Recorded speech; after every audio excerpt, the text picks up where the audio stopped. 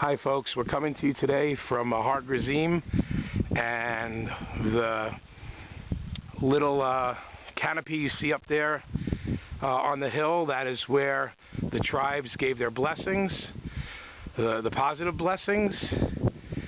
And there down in the valley, which you'll see in a minute, is the city of Shechem and Har Eval, which is a story for another day. And here is the village of the Shomranim, and of course our esteemed and beloved rabbi. Okay, welcome. We're on a away game here. Yeah, we're not in the home court colors, as you notice here. Beautiful day in the Holy Land. Every day is always beautiful in the Holy Land, but today even more so. We're on the 25th day of the month of Tevet, coming to a close here. Today, as we will soon learn, today is a very, very special day. The reason why we're up here in the Samaritan village is because today, some over 2,000 years ago, was a special holiday for the Jewish people. It was called the day of a celebration, a joyous day of the mountain of Grizim. What happened? That it was celebrated. Stick around, don't touch that dial, don't touch that channel, and you stick with us and we'll get to it. The title of today's class is question mark, Good Samaritans, question mark, danger, the enemy within. That's what we're going to be discussing. Okay, take it from the top. In the book of Kings, the second book, the chapter 17, if I'm not mistaken, it talks about the evil king. His name was Sancherib. He was the king of Assyria, and he, in the height of its power, it came into the Shomron, and it exiled the 10 tribes who lived here, the famous 10 lost tribes. Well, they got lost here in this area. They were from the Shomron, and the king of Assyria, Sancherib, comes and he disperses them, not into one place, so they're all together. He disperses them all over the world at that time. And therefore, that's why we don't know today where they are. Now, this area, which was populated, all of a sudden became empty. It became a ghost town. And it's not such a big honor for you to be a king of a ghost town, you know. So, what the king did, Sancherib did, he went and he brought a nation from close to Babylonia, Iraq, place called Kuta. And he brought these people, they were called the Kutim, and he brought them into the Shomron, and he placed them over here on the mountaintop, on the mountain of Grizim. This is where they found themselves. Okay, so they were in this area, and all of a sudden, you know the song, Lions and Tigers and Bears, oh my, Lions and Tigers and Bears, oh my, yeah. Well, that's what happened to them. All of a sudden, these Kutim were being devoured by hungry lions in the neighborhood over here. So they didn't know what to do. They sent a messenger to the king, say what's going on here. So what happens when you're in doubt? So the king, I don't know if they had cell phones back then, 2,000 years ago, but he pulls out his iPhone and he dials, you know, his local Jewish neighbor. And he says, listen, we have a problem here. What should we do? We're going to take it now from Pirkei de Rabbi Eliezer. He writes in the 38th chapter. It's on page 145. We'll take it from there. The Pirkei de Rabbi Eliezer writes that the Samaritans, the Kutim, were complaining that wherever we lived in the world, this never happened to us. Just when we come here, what is really going on? So they turned to the Jewish people, as we said, and the Jewish response was that the land of Israel does not accept those without circumcisions. Okay, so what are we going to do? Everybody, it's very interesting because this place, as Simcha showed us before, we are right above the city of Shechem.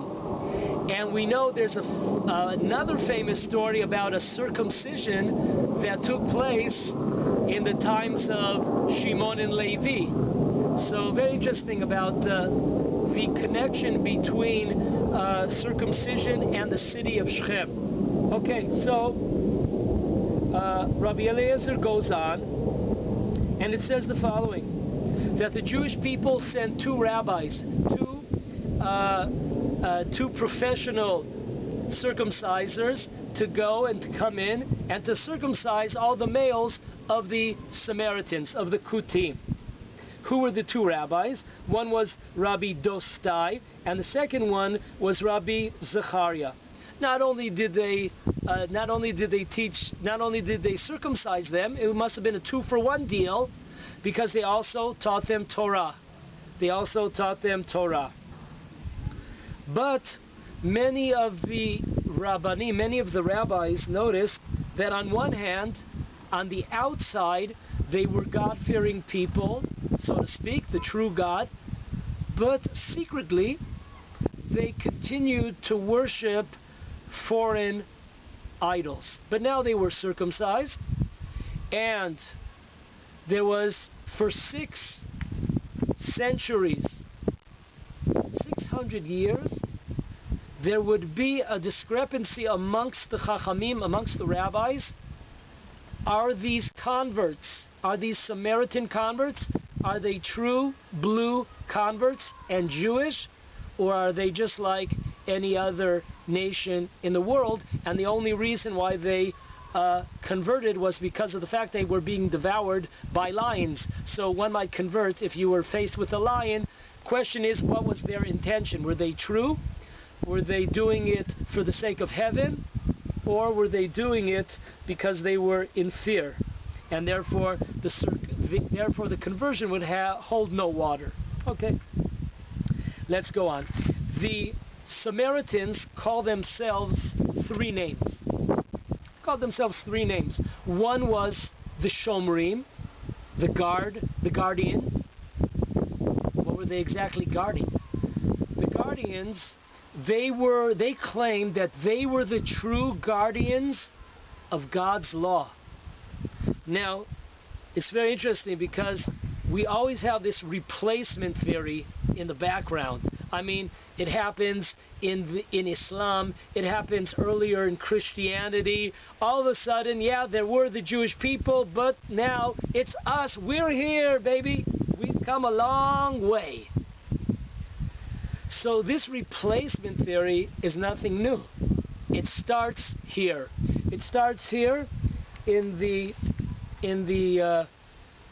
village of the Samaritans. They claimed they were the true guardians of the Torah, of Jewish law.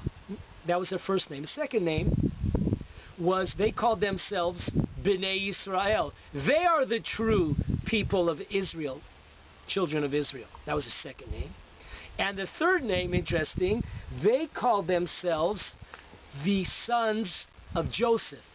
They were I think today there's a movement within Christianity, something to do with the Josephites. Anyways, where did they get it from? It started from the Samaritans here.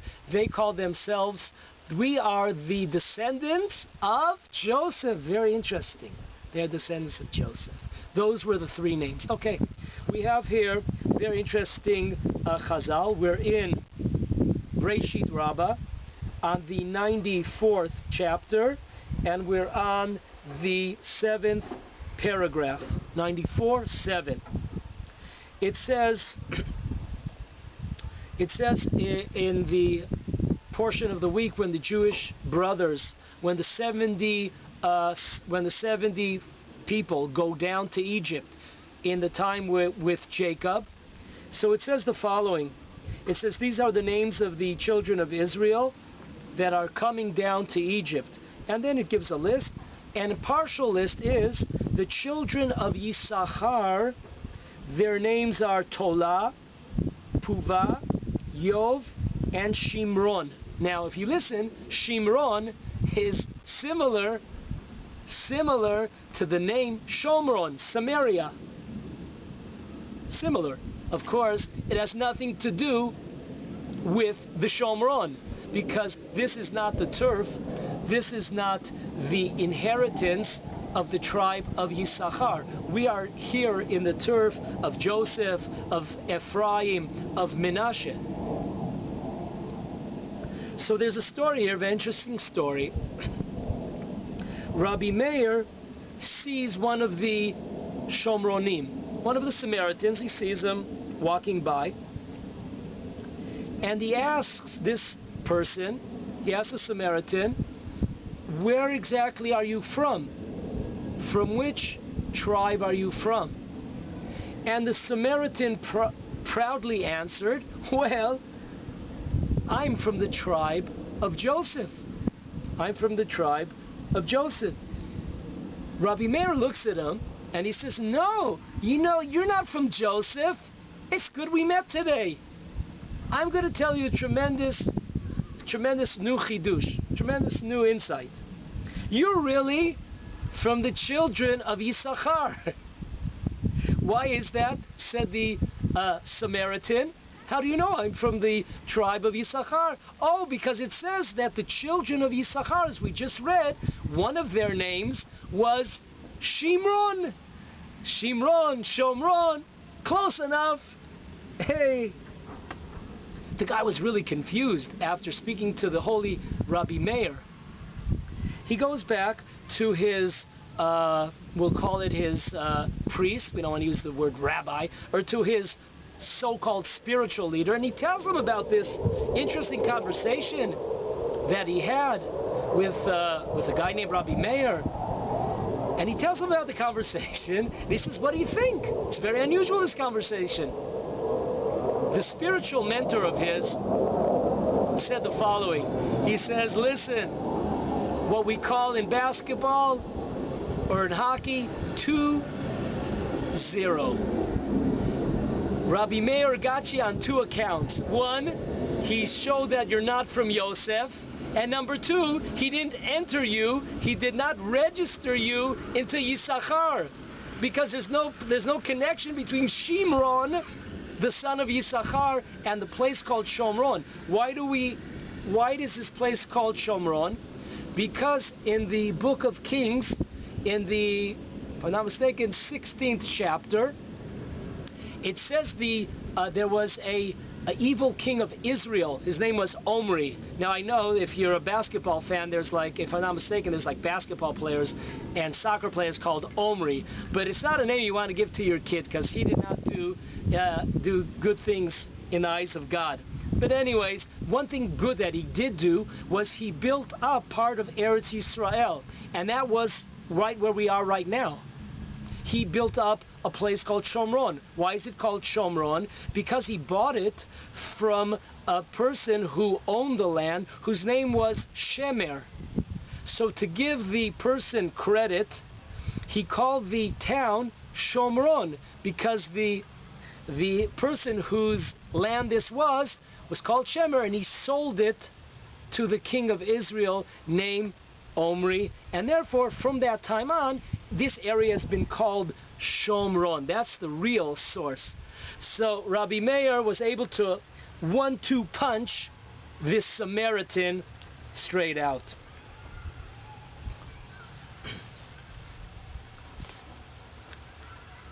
Okay, now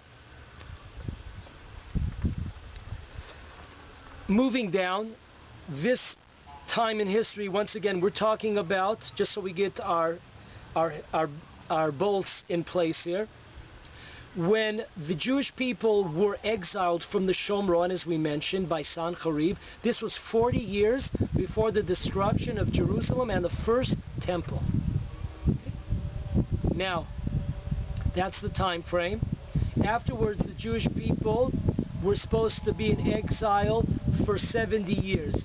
However, there are 3 ways to count 70 years. We can count it from the beginning of the kingdom of Nebuchadnezzar. We could count the 70 years from the exile of the very special exile with the top-notch, the leaders, the rabbis, the professional people in the time of Yehoiachin, which was 8 years after Nebuchadnezzar took control of Babylonia and began his conquering, etc. This is an 8-year difference. We could start the 70-year period from that, where Yehoiachin and the Jewish people were exiled from other parts of Judea, Jerusalem, etc. Or there's 70 years from the actual destruction of the temple, which was 11 years later. So that's the different 3 periods of time. We're not going to go into it right now, but if you notice, there were many Gentile kings that made a mistake in their counting, because as we just said, there are 3 ways to count. So, okay, so now let's fast forward it. We're in the exile. We're supposed to be there for 70 years. After 52 years, 52 years being from the time period where the evil king Nebuchadnezzar takes reign, 52 years after that, the king of Persia, his name was Cyrus, he gets up and he says a kind of Balfour Declaration in his day. He says that the Jewish people can come up, leave the area of Persia, of Babylonia, and go and rebuild the temple, which would be the second temple. Okay, so how many years have gone by since we probably run around with the Samaritans? About 100 years have passed. 40 years before Jerusalem was destroyed, that's when they were brought here, and the tribes were exiled, the 10 tribes were exiled, and then we have 52 years later, the Jewish people come back. Who came back, and how many? I'm kind of embarrassed to say it, but the leader of the Jewish people back then, his name was Zerubbabel. He was a member of the David family. So if there's anybody that's going to be the king of Israel, it's going to be brother Zerubbabel, because he's from the family of David. He came back only with a few thousand Jews. Now, understand this. At this time, according to most opinion of historians, there were more than 600,000 Jews in the area of Babylonia, which is Iraq, or Egypt at the time. A few thousand come back with Zerubbabel to build. Imagine that. I mean, it's really amazing. You wake up in the morning, somebody calls you, or you turn on your radio, or you turn on your Fox, and they tell you, hey, breaking news, da-da-da, yeah, breaking news, catch it, only on Fox. The king, Cyprus, has allowed those Jews to go back. I mean, wouldn't you guys watching us, wouldn't you come back? I mean, I would come back. I would pack my bags and, head to JFK, take off. But unfortunately, as we see today, not everyone is taking off, and only a few thousand came. Okay. We get back to the land, what happens? Oh my goodness. Who's here to greet us, so to speak? None other than the Samaritans. They're here, the Good Samaritans. We'll get back why they're called Good Samaritans at the end of the class. Remind me. Why are they called the Good Samaritans? There's like a famous expression in the world. Okay. But let's see what happened. Let's see what happened. Okay.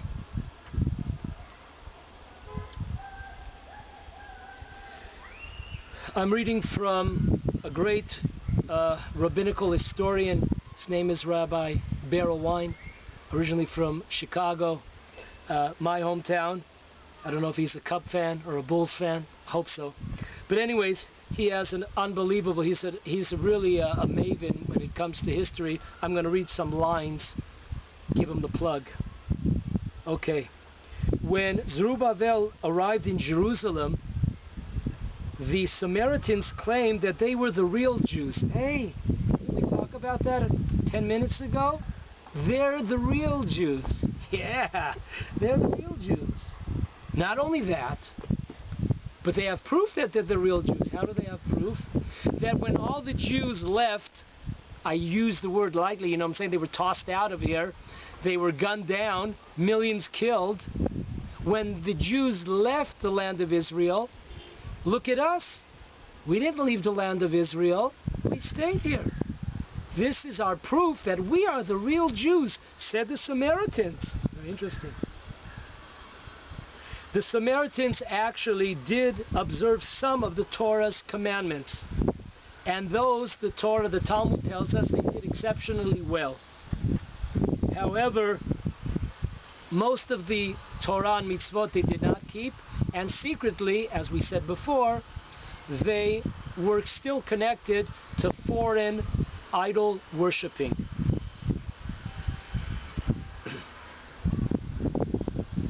The Samaritans come up to Zerubbabel and say, hey, buddy, we heard that you're here to rebuild the temple, the second temple. We want to help you out. We want to help you out. Now, we've spoken in previous classes on a spiritual level that the importance of not giving funding and not giving money to our enemies. There's many levels to this, but one spiritual level is that depending on who built a person's house, that spiritual, whatever the level of spirituality is in that person, has a tremendous effect on the person's home. Therefore, we spoke once about how in the Zohar, because they were afraid of this, they used to learn where we're doing this class today, out in the mountains, because no one built that, that's God. So they were afraid that even amongst Jews, maybe there's all kinds of people that have all kinds of sins. You don't want them building your house or your synagogue or your learning hall. So anyways, we wanted to make sure that the temple would be built with our own hands, with pure hands. Not only that, the Mishnah tells us in the tractate of Shkalim, the first chapter, the 5th Mishnah, check it out, says very clearly there that we do not accept on the first day of Adar, they used to collect the half a shekel for communal sacrifices in the temple. So therefore, it says clearly that we are not allowed to accept them from Gentiles and also from the Samaritans. Zerubbabel explained this to them, and they are allowed to bring certain sacrifices just like a Gentile is allowed to bring one or two types of sacrifices to the temple. Zerubbabel explained to them that they are allowed to pray here. It is a prayer. It is a place for prayers for all the nations that they will be able to do, but they will not be able to join us in building the temple, the second temple. Okay. After this confrontation with Zerubbabel, the Samaritans decided on a twofold program. Number one, terrorism, and second was diplomacy. What was the terrorism? They began to attack builders, the Jews that were coming to build the temple, they began to attack them as they would come to work, from work, during work. So it's becoming very, very dangerous. Number two, on a political level, they were trying to get themselves in with the king of Cyprus, who allowed the Jews to come back and build the second temple. They were trying to convince him that the reason why the Jews want to build the temple is to revolt against the Persian king and the Persian people. So they were working on two fronts. It kind of sounds familiar today with the Arabs. They have their diplomatic front, and they have at the same time their terrorists going around. Very, very similar. I wonder where they learned it from. Okay, so anyways, they were very successful. The Samaritans were successful in both levels. On the terrorism level, many, many Jews found their death. And secondly, they also were able to influence the king, and he put a stop to the building of the second temple. This halt, this freeze, yeah, you hear sometimes in Israel like the prime minister.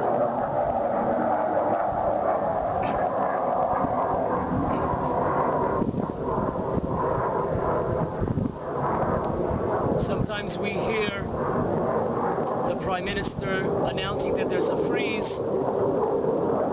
on Jewish building in parts of the land of Israel.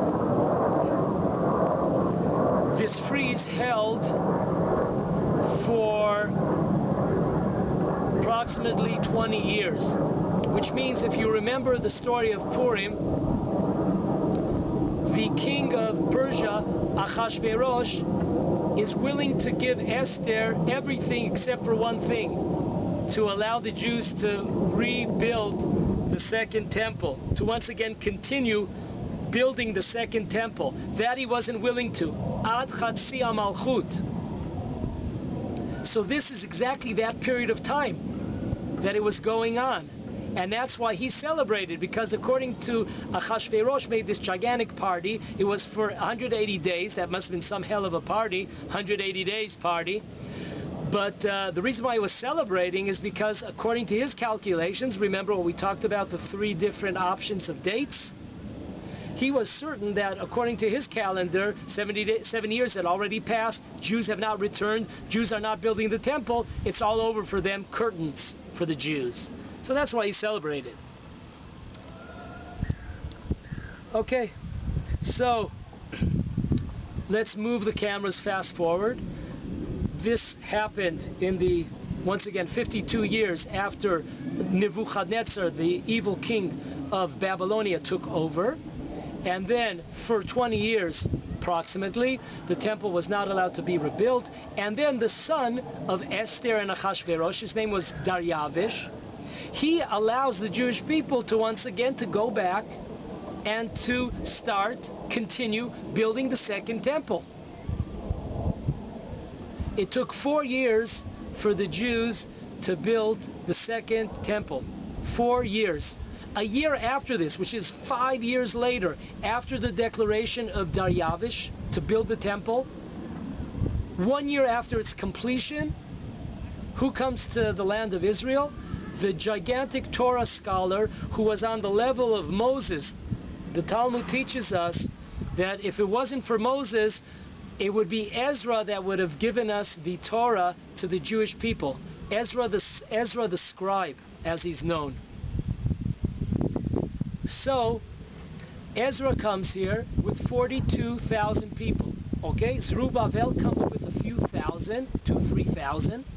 We're getting up there now, 42, but it's nowhere near the at least minimum 600,000 Jews that are hanging around in Babylonia and in Egypt. They did not come, but that's a whole different other class. What happened because they did not show up. So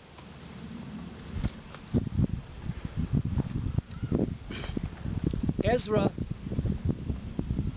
comes to Israel and he hears about the terror that the Jewish people had to suffer due to the good Samaritans.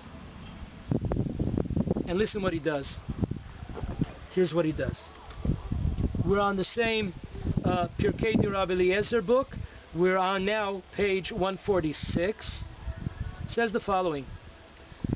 Ezra comes up from Babylonia to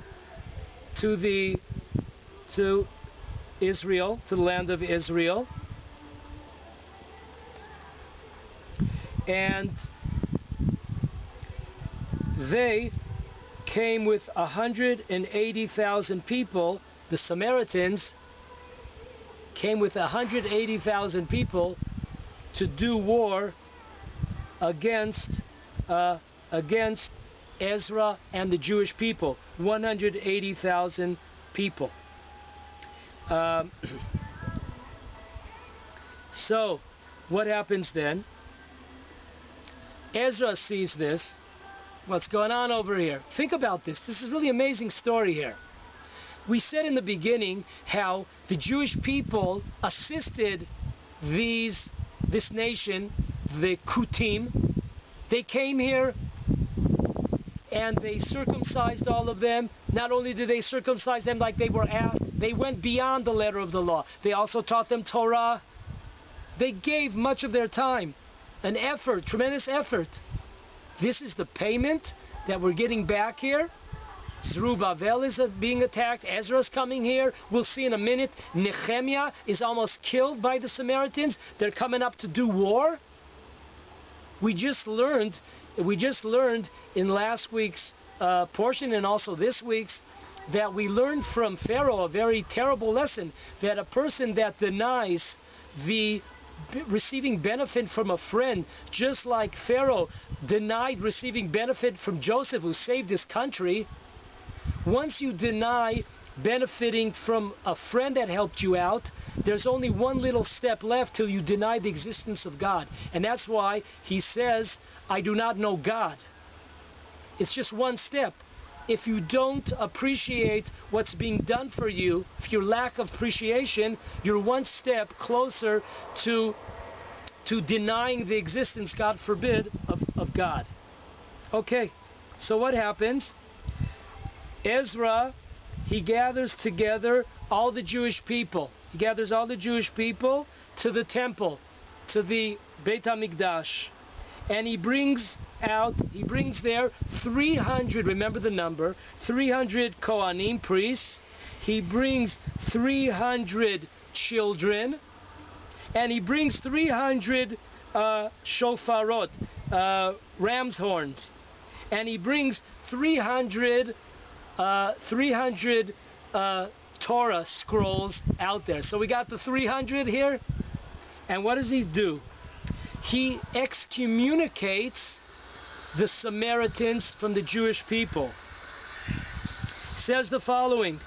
He puts them in excommunication, and he says the following, that no Jewish person should eat even bread, even the bread of the Samaritans. One should not eat even a piece of bread by the Samaritans. And it says, as it's written in the Gemara, not only here, it's also written in the Gemara, that a person that eats bread from the Samaritans as if he has eaten pig meat, flesh. Not only that, he says a person should not convert any of the Samaritans. Told the rabbis, you're not allowed to convert them. They're not for real. The only reason why they converted was they were looking for benefits. Just like before the Messiah comes, some people say even today, when there's benefits to come to Israel, look at the Russians. When the Russians came, when they opened up the gates of the old Soviet Union, there's so many people came because they had all these tremendous benefits by coming here as a new immigrant. So we don't accept, the law is we don't accept converts when the times are coming before the coming of the Messiah, because people are doing it for ulterior motives. Okay, so you're not allowed to convert them. Not only that, they have no connection in, they will not be resurrected come the day of judgment. When the dead are being resurrected, they will not be resurrected. Not only that, we are not connected to you, not in this world and not in the next world. No connection whatsoever between us and the Samaritans. That's exactly what he did. Now, we should all be asking a question here, scratching our head and saying, 1 second here. Why 300? That must mean something. When the Torah gives us a number, it's telling us something very spiritual, something deep that we must contemplate here. What's the lesson here? Number one, 300 equals the letter of Shin. In the alphabet, the Hebrew alphabet, Shin equals 300. So what's the connection between 300? Now, very interesting. We see that when Noah built himself an ark, he built an arky, yeah? So it was 300 amot. Very interesting. When the judge of Israel, here comes the judge, when the judge of Israel, Gidon, he wanted to go out to fight against the Midianites, first he had 32,000 people, then it went down to 10,000 people, and in the end, how many people were there? 300 people to fight. These were separated from the rest of the Jewish warriors, the Jewish fighters. He only takes 300. So 300 equals the letter Shin, and Shin represents a drastic change.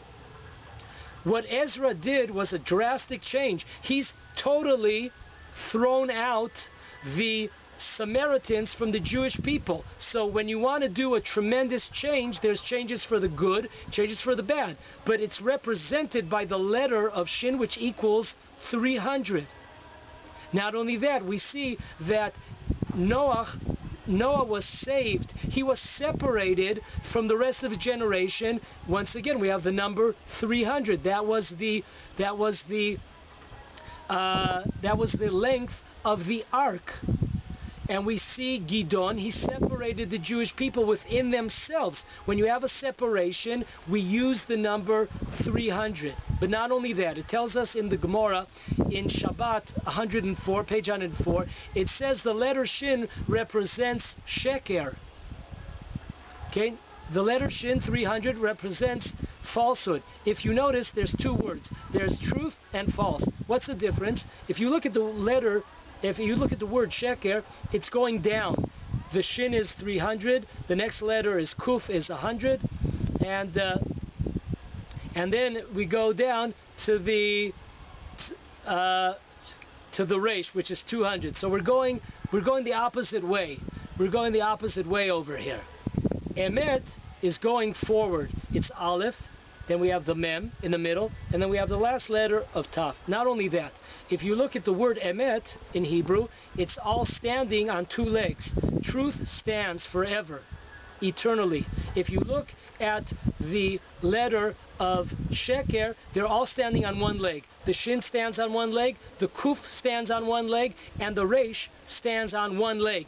Which means, try standing on one leg, you can't do it for too long. That's how come Sheker ein lo raglaim. The Torah teaches us that there is no, so to speak, the truth will come out, and falsehood cannot stand for a long period of time. It will come out. The truth will always come out. So this is a tremendous spiritual lesson. Not only that, I know you can't see over here, but I'm wearing right now my tefillin, and there's a book which was written approximately 140 years ago. It's called Sefer HaMat'amim. It talks about various customs of the Jewish people. One of the laws that are brought down there is, if you look on the head of the tefillin, you'll see that there are two shins. There are two shins. One has 3 heads to it, 3 arms, and the other one has 4. And this book, Sefer HaMat'amim, he writes to show us that we are connected, the shin with the 3 heads, we're connected to Abraham, Isaac, and Jacob. And the second one on the other side, with 4 legs, we are connected to Sarah, Rebecca, and Rachel, and Leah. So what was Ezra doing? He took 300 children, he took 300 ram horns, he took 300 priests, and he excommunicates. What does that mean? You have no connection to our forefathers and our mothers. That's what he was saying. That's the deepness. This is a tremendous, I'm surprised that those outsiders, those out there, you're still sitting down, get up, jump. Tremendous truth of the Torah, that even a number has tremendous spiritual meaning to it. So that's what he did. Okay, next. Okay, come in. 13 years after Ezra is here, Nehemiah comes. Now Nehemiah, he was, so to speak, the bartender in the palace of the Persian Empire. He comes up to the king and he asks him for a special favor. He says, listen, the temple is in tremendous distress. Even though it was built, it was extremely on a very small fire, so to speak. It looked terrible. People that saw the first temple and they saw the second temple, they were crying their eyes out, remembering the glory of the first temple. This place is like, it was like a joke. It was like really a joke. So Nehemiah asked permission to also the walls of the city surrounding the Beit HaMikdash, the temple, were destroyed. He said, I want permission to go back and to help them. They need my help here. Not only did the Persian king Darius agree that Nehemiah would help. Now think about this. Even today we have an issue of dual loyalty. And he was not afraid. He was taking his life in his own hands here, because very easily they could have killed him. To say, oh, you want to go help the Jews here, you're not loyal to us, you work here, you're a member of the palace, the kingdom here. He took his life in his hands, put himself into danger, but that's who he was. And 13 years after Ezra came to the land of Israel, so welcome Nehemiah. Not only that, they sent him whatever he asked for, materials to build. He asked for guards. He knew that the Samaritans were there, and as we saw, they came out when Ezra came. They came with 180,000 men, and which is really amazing if you think about it, because what we see in the background here, there are only 2 places in the land of Israel that these people are left, and if you look out, it's a very small community here, to say the least. In here, on the mountain of Grizim, and in Cholon, a place near Tel Aviv. That's where they left. Think about it. They came out with, we're not talking about the people, we're not talking about women, we're not talking about children, we're not talking about young adults, we're talking about soldiers. 180,000 at the time of the Second Temple, the beginning era of the Second Temple. They were heavy duty. They were heavy duty force over there. They've been decimized into nothing. Okay, so Nehemiah comes here and he wants to fortificate the walls of the outer walls of Jerusalem, because it's almost impossible for Jews to live there. So who do we see who comes again on the scene? If you open up your book of Nehemiah, it's really one book. The Torah teaches it's really called Ezra, but just for the sake we'll call it Nehemiah. If we look there, we see that once again they came and they attacked the Jews. The Jews had to, in one hand, have, let's say, a screwdriver and a hammer, and in the other hand, they had to have a weapon, because the Samaritans would come and attack them as they were building. This is a famous Gemara. Most people don't understand the historical background to it.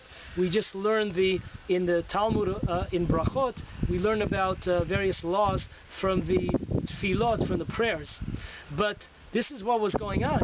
It was a terrible situation here. They tried to kill Nehemiah himself. So they were trying to kill Jews.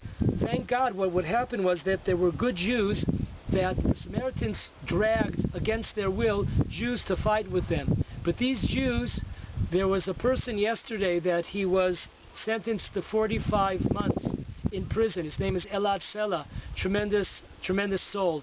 He would tell various outposts that the army is going to come to tear their houses down, and the homes that they built and all the money that they spent and all their infrastructure. he would tell them to be careful so they would get people and they would be able to try to stop it. So he receives 45 months in prison, which is an unbelievable sentence. We're not going to go into other people that have lehavdil on the other spectrum, done terrible things against the Jewish people, not for the Jewish people, but they received nothing like he did. But anyways, these Jews, they would give over the secret information. They had all the information when the Samaritans were going to hit. So they would give over the information to the Jewish people, and the Jewish people were ready for them at different places around Jerusalem. So this is a tremendous thing. It's kind of like out of the newspapers of today.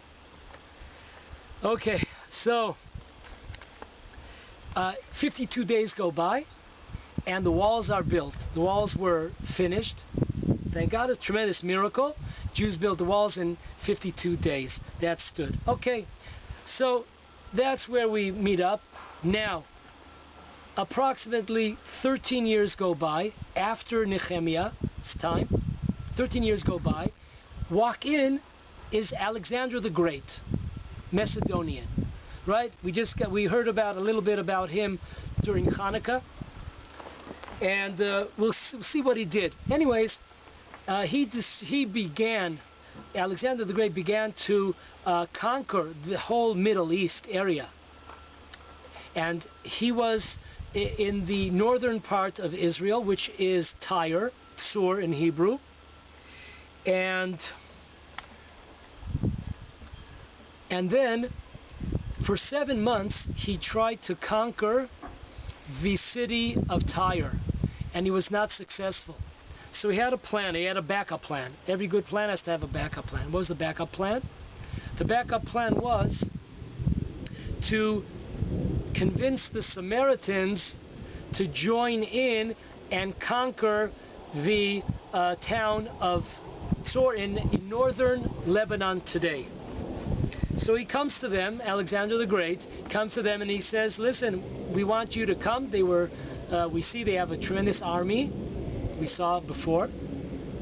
We want you to join us forces. They said, we're happy to join you. One condition. What's the one condition? When we finish helping you conquer this area, King, you go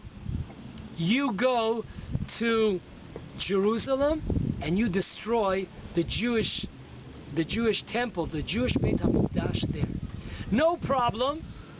Alexander the Great says no problem, and he's successful in conquering not only conquering the area of northern Lebanon, also almost all the Middle East was under his control in a short time. He was also a young guy.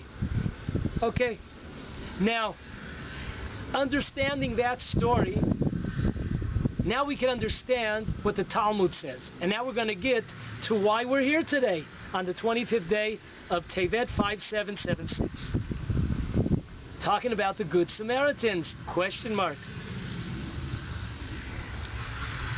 Alexander the Great, after he finishes conquering, he comes to destroy the temple, destroy Jerusalem, the Jewish people. He's coming with the Samaritans. They're still with them, hanging close. He comes, word gets around to the Jewish people that he's coming. Who do they send? You know what I'm saying? When you got 3 seconds left on the clock, you're down by 2 points. You know what I'm saying? Who do you send? You send LeBron James in. You know what I'm saying? You got to get it down. 3 seconds left, you're down by 2. You want the man inside the game. So, who do you get? Shimon HaTzadik. Shimon HaTzadik, Kohen Gadol.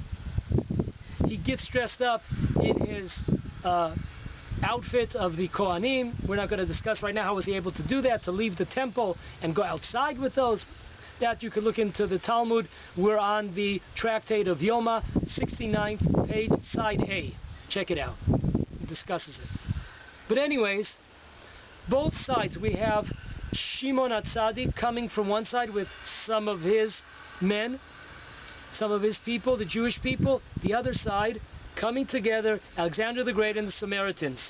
All of a sudden, the least thing one would expect, Alexander the Mighty the Great bows down to none other than Shimon HaTzadik. The Samaritans are freaking out. What's going on, man? You lost your mind? Everything okay? How can you bow down to this guy? We're coming to destroy him. Don't bow down to him. Is this some kind of tactic? So, Alexander says the following. Every time I'm about to go and be victorious in battle, I see this man before me in my dream. This is the man I see, and I know I'm going to be victorious. I owe him. Whoa! You know, one of these like boomerangs in your face kind of things? Unbelievable. This is really in your face. So, Alexander the Great starts rapping with Shimon HaTzadik. They're talking about it, and it gets down to what's he doing there? Well, I misunderstood. I was told that the whole temple is to revolt, and revolt. Shimon HaTzadik to revolt. You know, we pray that we pray for all nations. You know, daily. We pray for you all the time that you'll be successful. Wow. And these people, these Samaritans, good Samaritans, they were instigating me to destroy you in Jerusalem. You know what? This was on the 25th day of Tevet. Some 2,500 years ago. Right where we're standing, right close by. Anyways, close by. Alexander the Great gives the Jewish people permission to take the Samaritans back to the Shomron, to Samaria, and do revenge against the Samaritans. The Jewish people took them, connected them in a very, very cruel fashion. Because if you're merciful to the cruel, you will be cruel to the merciful. And as we say this, as the good rabbi says, Rabbi Kahana, this ain't the Midwest. This is the Mideast, buddy. And if you're not going to take a stand, and if you're not going to make sure that people are afraid of you, you have no choice, you have no chance to survive here. So in a very, very cruel manner, they tied them up to horses. They brought them into thorn patches. They ripped them apart. Really, really serious. Not only that, they ripped them apart and they went to their temple. They worship up here. Samaritans worship up here. And so they destroyed also their temple. They were lucky that the Israeli government or the Secret Service did not arrest them, etc., you know, for a religious a hate crime, something to that effect. But anyways, this was on the 25th day of Tevet. It became a national holiday for all the Jewish people. This is written in a book called Megillat Ta'anit. Megillat Ta'anit is a list of approximately 35 events that happened during the period of the Second Temple, almost all the events. And unfortunately, because of the fact that 420 years later the Second Temple was destroyed, except for Hanukkah and except for Purim, all the other joyous occasions were no longer in practice. So today, if you went to your prayers, there was nothing special. We weren't lucky, and God forbid, we weren't lucky, and they didn't say Tachanun, you know, the longer prayers. But it used for many, many years, hundreds of years. It was a Jewish holiday celebrating the defeat in a very, very cruel manner, I might add, of the evil Samaritans.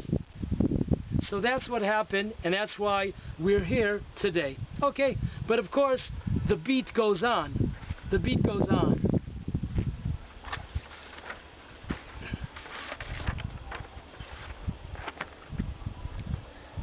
There is a continuation in two places in Jewish sources to what happened. The story I just told you, which is in the Talmud 69, check it out. But there's a continuation. The continuation is after the Jews did vengeance against the Samaritans, what happens is that the Jewish people got wind that Alexander the Great wanted to come into the temple. So a person named Gavia, a Jewish male named Gavia, he put together special slippers. You're not allowed to walk into the Beit HaMikdash, to the temple, with your shoes. So you have to put on some kind of slipper. So he made a special slipper with precious jewels on the side to make it look like it's fit for a king, so to speak. So in our first source, it says in Megillat Tanit, which we just mentioned, it says there that after this vengeance took place, Gavia is walking, escorting Alexander the Great, and they come before the Holy of Holies. And Gavia says, calls a timeout on the court, we're not allowed to go any further. Only once a year, the high priest is allowed to go in there, but we're not allowed to go further. What's the response? You're telling the king what to do? I can't go in, I'm the king, baby. You're telling me what to do? You got it all wrong, I'll tell you what to do. So, the king, Alexander the Great, tells him the following. Now this Gavia, he was a hunchback. Right? So he's hunchback, really stuck out. He tells him, the king tells Gavia, the Jewish person, when we get out of here at the temple, I'm going to straighten your back for you. What was he saying? I'm going to kill you. As soon as we get out of here, man, I'm just going to kill you. I'm going to straighten out your back. So Gavia, in a quick Jewish response, okay, try to make a joke out of it. What is his response? He responds and says, listen, okay, if you can do that, if you could straighten my back out, not only would they call you a great king, but they'll also call you a tremendous chiropractor. You'll be known all over the world to straighten people's backs out. Jokingly. Not a second, Megillat Tanit tells us, not a second passed by. Who comes around? A snake. And bites the king. You better watch your mouth. Better watch your mouth, king of Greece. Alexander the Great better watch out.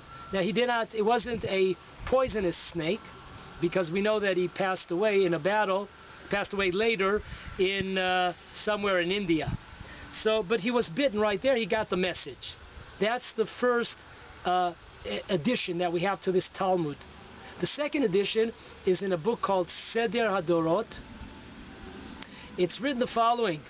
It's written in Seder HaDorot that the same scenario, that after they finished with the Samaritans in this area over here, afterwards the Alexander the Great comes to the Beit HaMikdash, to the temple, and he wants to place in the temple a monument of himself, one of these statues of himself, so he should be honored in such an honorable place. So what are the Jews going to do now? So one person raises his hand and says, I got a better idea, you know. Oh, we got to get out of this one. We can't put this statue. We can't put a statue in the holy temple. What are we going to do? So he says, I got a better idea. I got a better idea. All the children that will be born to the priests, their names at their circumcision will be called Alexander after you. And that's why if you know anybody named Alexander, thinking, what's going on over here? No. Anyways, that's where it's from. That's Alexander comes from that time. Okay, if I'm not mistaken, we have only a couple of minutes left here. If I'm not mistaken, we might have a minute left here. 1 minute? Yeah. Anyway, so there's more, but just know that during the time, the pre-Hanukkah time, the Samaritans went against the Jewish people. And know that at the time when the Romans took over in the land of Israel, they were also joined up forces against the Jewish people. The Good Samaritans, the Torah teaches us that in the words of Ben Sirah, there's not a nation that's more despised in my eyes than the Samaritans. When it's good for them, they go with the strong people. When it's not good for them, when it's good for them, they go with the strong. When it's not, so they leave the weak to fend for themselves. So when you hear the expression Good Samaritan, remember this class very well. All I can say is all the planes that came over us, I hope they came back a lot lighter than they left. And one thing interesting, Rabbi, is cutting off. You mentioned 45, and in Friday night in the Mincha prayer, it discusses 45 as a number. So